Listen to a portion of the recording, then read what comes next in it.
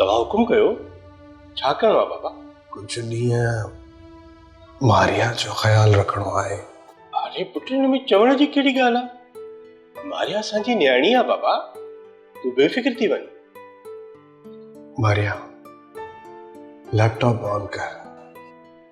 चाचा साईं, मारिया फिल वक्त FIA में कम करे रही आहे ऐं हिन टाइम संदसि वटि का बि असाइनमेंट न आहे। मूंसां हिकु अहम प्रोजेक्ट ते कम करे रही आहे, तंहिंमें हिनखे सपोर्ट खपे।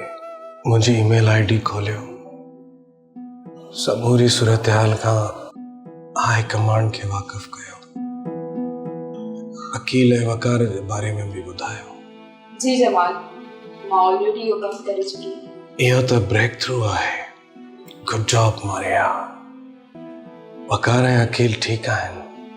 असां हिन शहर मां क्राइम खे ख़तमु करण जे लाइ हिकु स्ट्रेटेजिक प्लान तयारु करे रहिया आहियूं ऐं वज़ीर आला जी मंज़ूरीअ सां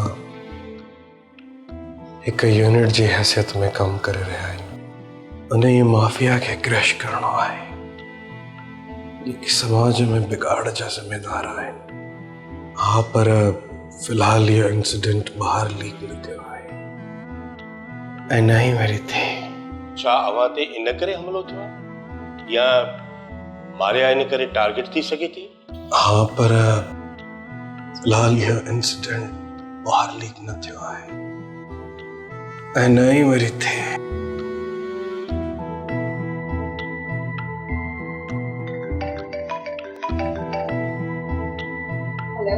मिस मारिया, तव्हांजा ॿई ऑफिसर असां वटि सलामती सां आहिनि ऐं असां टारगेट मुकमल करे वरितो आहे। That's great. सुल्तान, तो वाकई इहो साबित कयो आहे कि तूं मुआशरे खे सुधारण जे लाइ असां सां गॾु आहीं। वकार ऐं अकील कीअं आहिनि? कोई इशू त न थियो आहे? ठीकु आहे, तव्हां सभु इन्वेस्टिगेशन ऑफिसर जो। जमाल, असां पंहिंजो मक़सदु माणे वरितोसीं। सुल्तान ऐं फरज़ाना असांजे लाइ कमु करे वरितो। हुन दाइम जी गैंग वॾा अकील ऐं वकार खे बाज़ियाब कराए वरितो आहे। इहो त ब्रेक थ्रू आहे। Good job Maria. अकील ऐं वकार कीअं आहिनि? हू बिल्कुलु ठीकु आहिनि। सब्सक्राइब कयो असांजो official YouTube channel Singh TV HD drama ऐं वधीक अपडेट लाइ बेल आइकन खे क्लिक करियो।